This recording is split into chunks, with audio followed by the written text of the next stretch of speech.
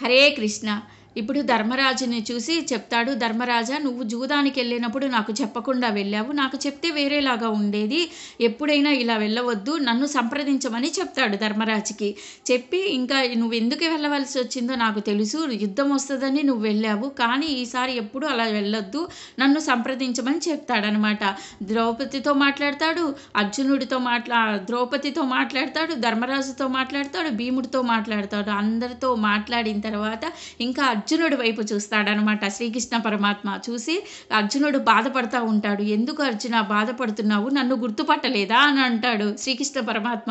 అదేంటి క్వశ్చన్ వింతగా ఉంది, మిమ్మల్ని గుర్తుపట్టలేదా శ్రీకృష్ణ పరమాత్మ మీరు, మిమ్మల్ని ఎందుకు నేను గుర్తుపట్టలేదు, ఇదేంటి క్వశ్చన్ అని అడుగుతాడు అర్జునుడు. అడిగినప్పుడు నువ్వు ఒక్కసారి గుర్తు తెచ్చుకో, మన ఇద్దరం ఎవరమో, ఆది ఋషులైన నరనారాయణులమే మన ఇద్దరము.